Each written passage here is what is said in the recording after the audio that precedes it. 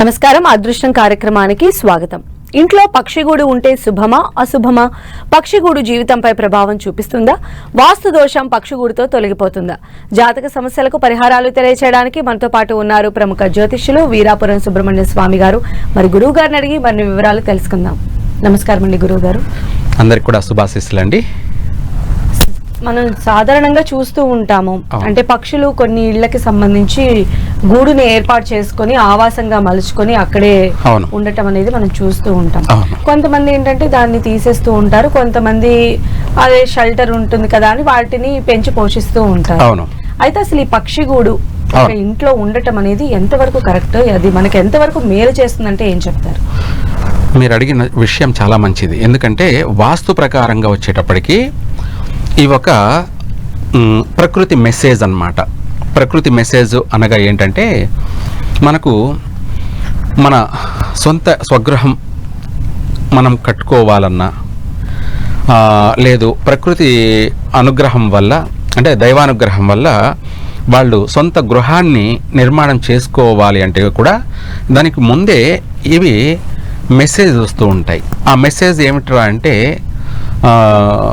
మనకు వాస్తురీత్యా పిచ్చుకలు అనగా పక్షుల్లో పిచ్చుకలు అనేటివి వాటి యొక్క పలుకులు ఒక శుభప్రదమైనటువంటిది. అలాగే వాస్తురీత్యా మన ఇంట్లో కానీ లేదంటే మన ఇంట్లో ఆవరణలో చెట్లు ఉండి ఆ చెట్ల మీద కానీ పిచ్చుకలు కానీ లేదా ఇంట్లో అంటే ప్రహరీ లోపల మనకు ఏదైనా చెట్లుండి ఆ చెట్లలో పిచ్చుకలు అనేది వాస్తురీత్యా గూడుని ఏర్పాటు చేసుకుంటాయి.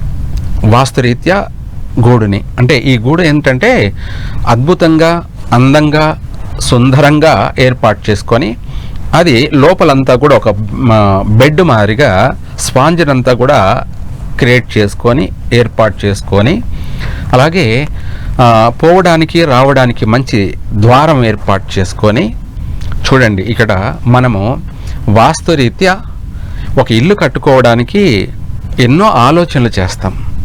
ఇలా ఉండాలి అలా ఉండాలి అని చెప్పేసి మనం ఎంత ఆలోచన చేస్తున్నామో మనకంటే అత్యంత వేగంగా టెక్నాలజీ అంటే ముందు చూపుతో పక్షులు వాటికి చేతుల్లే కాళ్ళు మాత్రమే.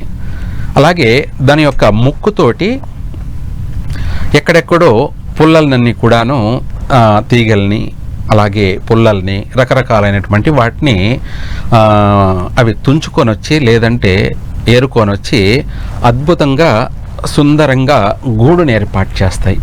ఆ గూడు ఆ పిచ్చుకలు ఆ ఇంట్లో ప్రహరీ లోపల కానీ లేదంటే ఇంట్లో కానీ పిచ్చుకలు గూడు పెట్టాయి అంటే మనకు శుభసూచకమే. మనం కూడా తొందరగా కానీ లేదా ఆలస్యమైనా సరే మనం కూడా ఒక సొంత గృహాన్ని స్వగృహాన్ని అది కూడా మంచి అందమైనటువంటి సుందరమైనటువంటి బహు సమర్థవంతమైనటువంటి స్వగృహాన్ని అనగా ఇండివిజువల్గా సుందరంగా అలంకరణతో కూడుకున్నటువంటి మంచి ఒక శోభితమైనటువంటి సమర్థవంతమైన స్వగృహాన్ని నిర్మాణం చేసుకోబోతామని చెప్పేసి మనకు ముందుగానే ఒక మెసేజ్. గురుగారు మీతో మాట్లాడడానికి కాలర్స్ వెయిట్ చేస్తూ ఉన్నారు. శివాని గారు ఉన్నారు తణుకు నుంచి. నమస్కారం అండి శివాని గారు. నమస్కారం అండి. ఎవరి గురించి తెలుసుకోవాలనుకుంటున్నారు? డేట్ ఆఫ్ బర్త్ చెప్పండి. నా గురించేనండి. ఓకే, డేట్ ఆఫ్ బర్త్ చెప్పండి, సంవత్సరం చెప్పండి. ఫస్ట్ 1998. 98. మంత్ మార్చ్ అండి. మార్చ్. డేట్ 8. ఓకే, టైం చెప్పగలరా అండి? సాయంత్రం 5:20. సాయంత్రం 4:20. 5 గంటల. ఓకే, 5:20. ఎక్కడ పుట్టారు మీరు? రాజమండ్రి. ఓకే, తెలియజేస్తాను. గురువు గారు తెలియజేస్తాను. హలో, నమస్తే గురువు గారు. దీర్ఘాయుష్మాన్ భవ. ఇది ఎవరి జాతకం అమ్మా? నాదేనండి. 1998లో పుట్టారా? అవునండి. మార్చి 8వ తారీఖు. అవునండి. సరేనమ్మా, సాయంత్రం సమయంలో పుట్టారు. అవునండి. మీరు పుట్టినటువంటి తెలుగు సంవత్సరం శ్రీ ఈశ్వర నామ సంవత్సరము అలాగే పాల్గొన మాసంలో పుట్టారమ్మా. మీరు పుట్టినటువంటి తిథి కూడాను ఏకాదశి, శుద్ధ ఏకాదశి ఆదివారము, అలాగే పునర్వసు నక్షత్రంలో పుట్టారు. 3వ పాదంలో పుట్టారు, మిథున రాశిలో పుట్టారు. జన్మనామం వచ్చేటప్పటికి హరిత పేరు, హారిక, హరిత. ఏం పేరు పెట్టారమ్మా? శివాని అండి. శివాని అని పెట్టుకున్నారు. సరేనమ్మా, మీ జాతక రీత్యా వచ్చేటప్పటికి వివాహ జీవితంలోనూ అలాగే ఆరోగ్య విషయాలలోనూ భవిష్యత్తులో సమస్యలు ఎదురయ్యే అవకాశం ఉంది. అలాగే వివాహ అయిందమ్మా? లేదండి, చూస్తున్నారు నాకు. వివాహ ప్రయత్నం చేస్తున్నారు కదా? చేస్తున్నాను. మరి ఈ జాతకం ఏదైనా చూపించుకున్నారా మీరు ముందుగానే? చూపించాం సార్. మరి మీ జాతక రీత్యా గ్రహణ దోషము, అలాగే అపసవ్య కాలసర్ప దోషము, అలాగే ఇవి ఆరోగ్యపరమైనటువంటి విషయాలలోనూ అలాగే ఆర్థికపరమైన విషయాలలోనూ వివాహ జీవితంలోనూ బలమైనటువంటి నష్టాలు కలగచేస్తున్నాయి. దానికి ఏదైనా పరిష్కారం చేసుకున్నారా?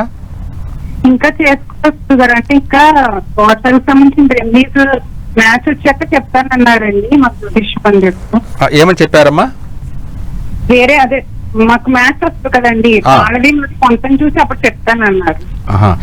అది సంబంధం లేదు కదమ్మా. నీ జాతకం, వ్యక్తిగత జాతకం బాగుందా లేదా అని ముందు దానికి సంబంధించి నువ్వు చేసుకోవాలి. చేసుకున్నప్పుడే నీకు నీ తలరాత మారే అవకాశం ఉంటుంది. అనగా తొందరగా వివాహమయ్యే అవకాశం ఉంది. ఇక్కడ తొందరగా అవ్వడం కాదు, నీకు మంచి సంబంధం కూడా వచ్చే అవకాశం ఉంటుంది.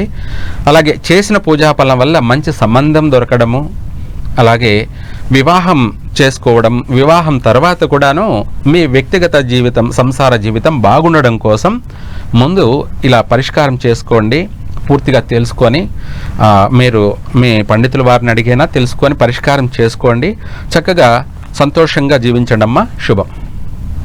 సో గురుగారు, మనం పిచ్చుకగూడు వాస్తుకు సంబంధించి మాట్లాడుకుంటున్నాం కాబట్టి ఇప్పుడు మన సిటీ కల్చర్ని తీసుకుందాం అనుకోండి.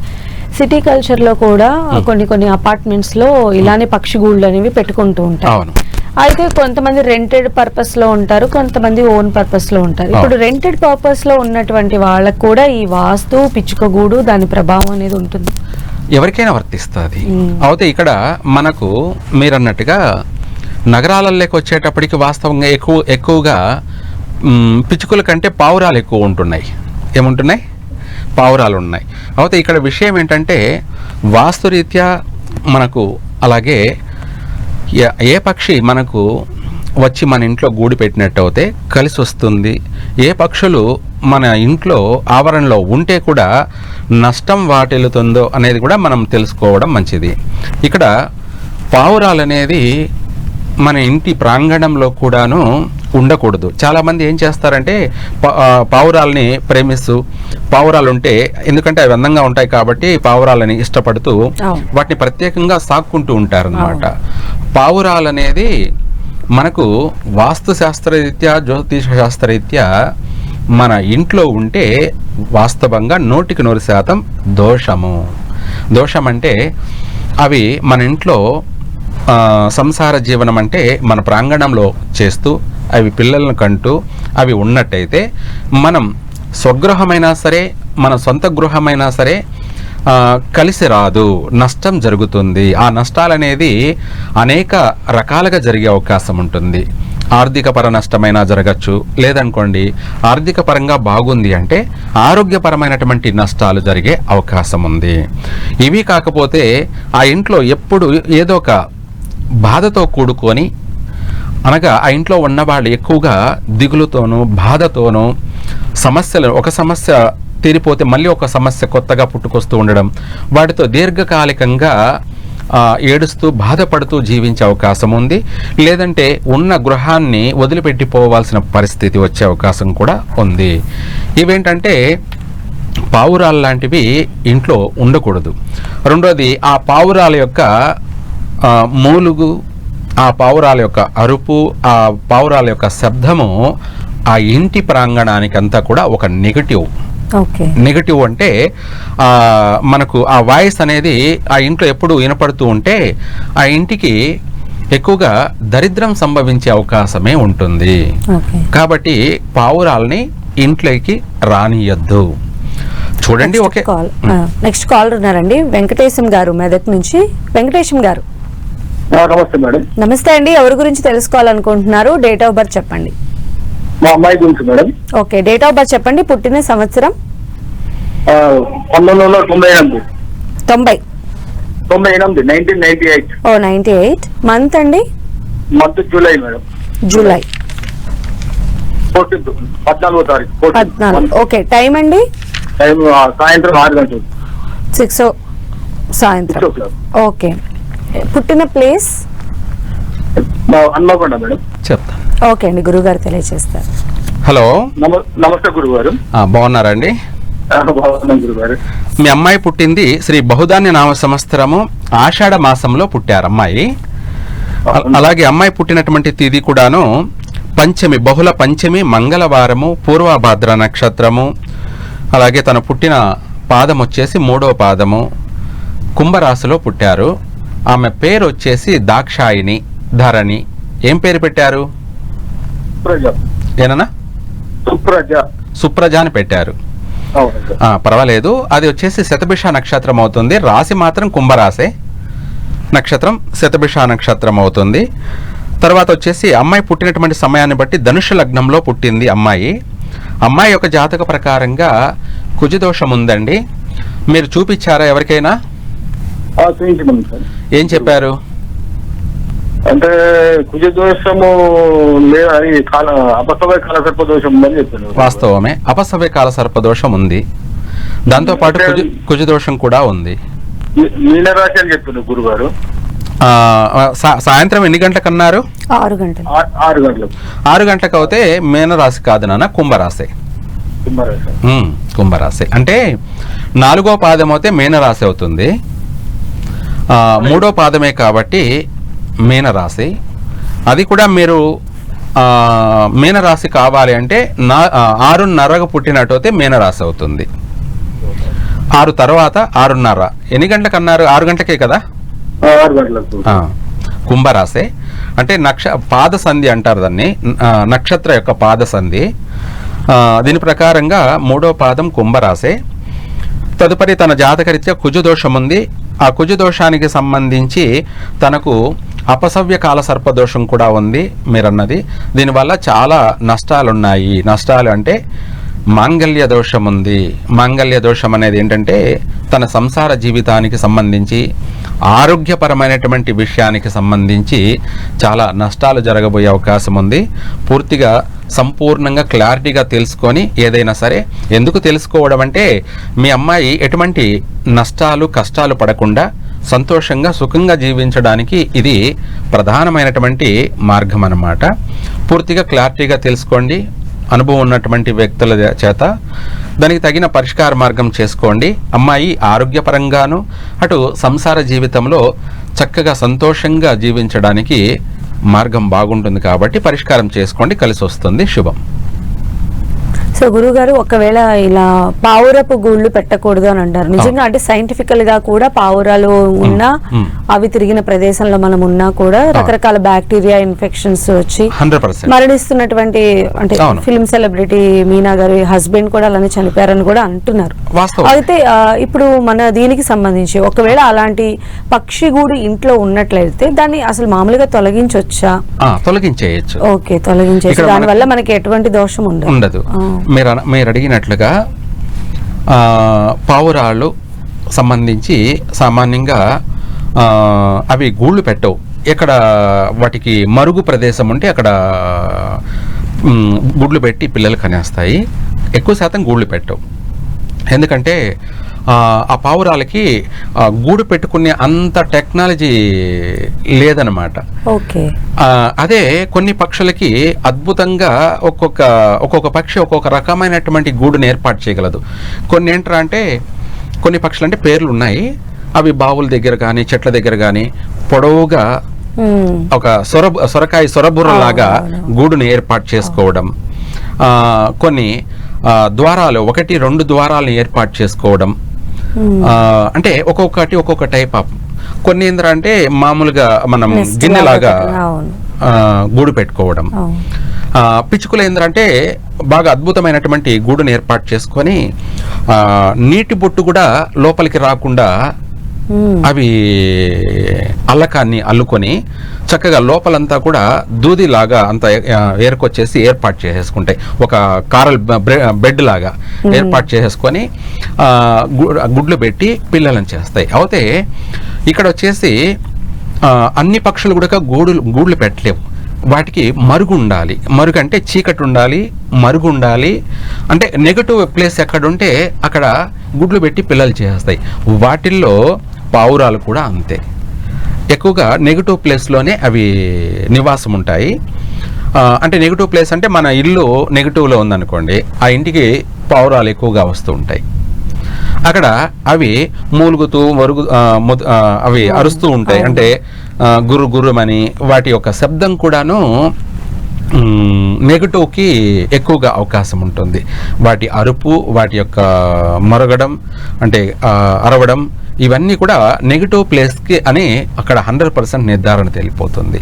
ఇవే కాకుండా మీరన్నట్టుగా పావురాలలో ఎక్కువగా క్రిమికీటకాలు ఉండే అవకాశం ఉంది. పావురాలలో క్రిమికీటకాలు ఉండే అవకాశం ఉంది. అదే పిచ్చుకలు అనుకుందాం, లేదంటే చిలకలని కానీ కొన్ని, అంటే చిలకలు కొన్ని ఇప్పుడు వాటిలో కూడా నెగిటివ్ అంటే మనం క్రియేట్ చేసిన వాటిలో నెగిటివ్ క్రిమికీటకాలు ఉన్నాయి. అసలైనటువంటి రామచిలకల్లో నెగిటివ్ ఉండదు. ఎందుకంటే వాటిలో ఉన్న క్రిమికీటకాలని అవే పొడిచి తినేస్తాయి. అంటే శుభ్రంగా చేసుకుంటాయి.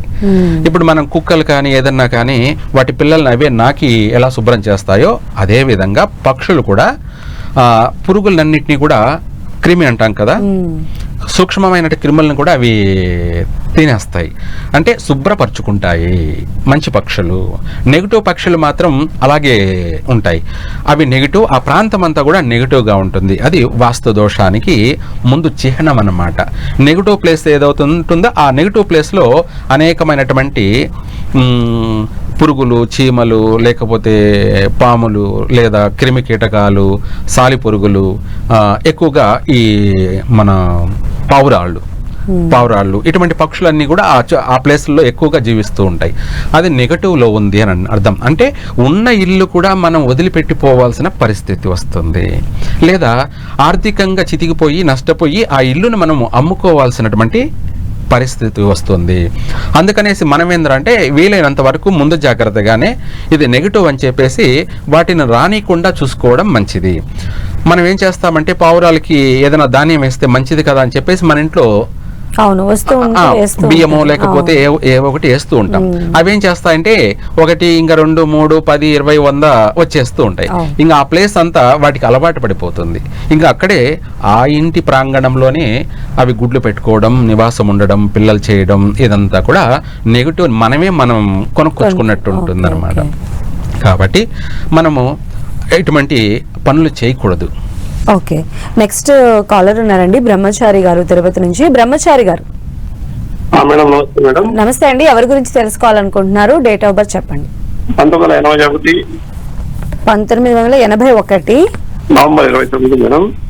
11th month 21 date of birth 29 madam. 9. Okay, పుట్టిన సమయం అండి? ఐడియా లేదు మేడం. ఐడియా లేదు. ఈవినింగ్ 4:30 అనుకుంటున్నాను మేడం. సో గురువు గారు చెప్తారు. హలో గురువు గారు పాదవి వందనం మీకు. దీర్ఘాయుష్మాన్ భవ. తిరుపతి అన్నా? తిరుపతి. ఎక్కడ, ఏవి ఇది? తిరుపతి హాస్పిటల్ పక్కన స్వామి. మంచిది, సంతోషం. అలాగే మీరు పుట్టినటువంటి తెలుగు సంవత్సరం శ్రీ దుర్మితి నామ సంవత్సరం మార్గశిర మాసంలో పుట్టారు. అలాగే మీరు పుట్టిన తిథి కూడాను శుద్ధ తదియ ఆదివారము, పూర్వాషాఢ నక్షత్రం 1వ పాదము, ధనుసు రాశిలో పుట్టారు. మీ జన్మనామం వచ్చేటప్పటికి బి అక్షరాల మీద, అంటే బాలకృష్ణ, భార్గవ్ ఇలా పేరు పెట్టుకోవాలి. ఏం పేరు పెట్టారు? బ్రహ్మచారి. కరెక్టే, కానీ అక్షరం ప్రకారంగా బా మీద మాత్రమే రావాలి. బ్రహ్మచారి అంటే మళ్ళీ తులారాశికి వెళ్ళిపోతుంది. అక్కడ బ్రా అని ఉంది కదా, ఆ రా అక్షరమే మనకు ప్రధానం అన్నమాట. ఆ బ్రహ్మచారి అనేది మళ్ళీ తులారాశికి వెళ్ళిపోతుంది. బా అక్షరం మీద పెట్టినట్టయితే ఖచ్చితంగా ధనుసు రాశి, పూర్వాషాఢ నక్షత్రము. ఓకే. సరే, మీరు పుట్టినటువంటి సమయాన్ని బట్టి చూసుకుంటే మీ జాతక రీత్యా సవ్యకాల సర్పదోషం వల్ల ఫ్యూచర్లో ఇప్పటికీ కానీ లేదంటే ఫ్యూచర్లో ఆర్థికంగా నష్టపోయే అవకాశం ఉంది. ఏం చేస్తున్నారు? స్వామి ఆర్థికంగా నష్టాలున్నాయి, చదువు ప్రకారంగా కూడా నష్టాలే ఉన్నాయి. ఏం చేస్తున్నారు? స్వామి ఫ్లాట్ బిజినెస్ చేసుకుంటా స్వామి. ఫ్లాట్ బిజినెస్ చేస్తున్నారా? అవును స్వామి. చదువు ఆటంకాలు జరిగాయి. ఎంత 10th వరకే చదివారా? రైట్ స్వామి. 10th వరకే చదివారు. కరెక్ట్ స్వామి. ప్లాట్లు బిజినెస్ చేస్తున్నారు, జాగ్రత్త. ఓకే స్వామి. పెట్టుబడి పెట్టకాకండి. ఓకే ఆ, స్వామి. పెట్టుబడి పెట్టకుండానే మీరు ఒట్టి చేతలతో ప్లాట్ బిజినెస్ చేయండి, మీకు కలిసి వస్తుంది. బాగా రిచ్గా డెవలప్మెంట్ అవుతారు. రిచ్గా అంటే దాదాపు కోట్ల సంపాదనలోకి వెళ్ళిపోతారు. ఇప్పుడు వరకు బాగుంది స్వామి. ప్రజెంట్ కొంచెం ఇబ్బందిగా ఉంది. ఎందుకని అయితే నీ జాతకాన్ని పూర్తిగా తెలుసుకున్నానా కావాలంటే? ఎందుకంటే మన తిరుపతిలో ఆఫీస్ కూడా ఉంటుంది, ఉండేది హైదరాబాదు. అయితే అక్కడికైనా వచ్చి కలవండి, లేదంటే మీరు ఇక్కడే అపాయింట్మెంట్ తీసుకొని ఫోన్ ద్వారానే పూర్తిగా సంపూర్ణంగా క్లారిటీగా తెలుసుకోండి. ఎందుకంటే ఇప్పుడు ఉన్న అభివృద్ధి అలాగే పెరుగుతూ పోతుండాలి. మనము ఆర్థికంగా ఒకసారిగా నష్టాలు అనేది జరిగి నష్టాలలోకి పోకూడదు. నష్టాలలోకి పోయిన తర్వాత ఎవరు ఏం చేయలేరు. ఉన్న దాంట్లోనే మనము ఉన్న స్థాయిని బట్టి ఇంకా పెరుగుతూ పోయేటట్టుగా ప్లాన్ చేసుకోండి. చక్కగా మీరు ఉన్నత స్థితి, మంచి పొజిషన్లో ఉంటారు. మీరు 10 మందికి సహాయం చేసే స్థాయికి ఎదుగుతారు, అభివృద్ధి కూడా చెందుతారు. నాన్న శుభం. అని ఇప్పుడు ఈ రకమైనటువంటి వాస్తు దోషాలకి మనం ఎలాంటి నివారణ మార్గాలు చేసుకున్నట్లయితే? ఓకే, కాలర్ ఉన్నారు. కార్తిక్ గారు. హలో హలో కార్తిక్ గారు. మా బాబు 2004 వచ్చింది. 2004 ఏ నెల అండి? November November 5th. 5th September 5th అంటే 9వ నెల. టైం ఐడియా ఉందా అండి? 2:30 మధ్యాహ్నమా? ఓకే, ఎక్కడ పుట్టారు? ఓకే అండి, గురువు గారు తెలియజేస్తారు. హలో హలో హలో చెప్పండి అమ్మా. మీ అబ్బాయి పుట్టింది 2004 9వ నెల 5వ తారీఖు, కరెక్టే కదమ్మా? ఇందాక నవంబర్ అన్నారు, మళ్ళీ సెప్టెంబర్ అన్నారు. ఏదో అడగాలని చేశారా ఫోను? ఏదన్నా లేదా క్లారిటీగా కరెక్ట్గా తెలుసుకుందామని చేశారా? సరేనమ్మా. మీ అబ్బాయి పుట్టింది శ్రీ తారణనామ సంవత్సరము నిజ శ్రావణ మాసంలో పుట్టారు. అలాగే అబ్బాయి పుట్టింది బహుళ సప్తమి ఆదివారము కృత్తికా నక్షత్రము. అలాగే 2-3 పాద సంధి, 3వ పాదమే అనుకోండి. అలాగే వృషభ రాశిలో పుట్టారు. అబ్బాయి పేరు వచ్చేటప్పటికి ఈశ్వరమ్మ. ఏం పేరు పెట్టారు?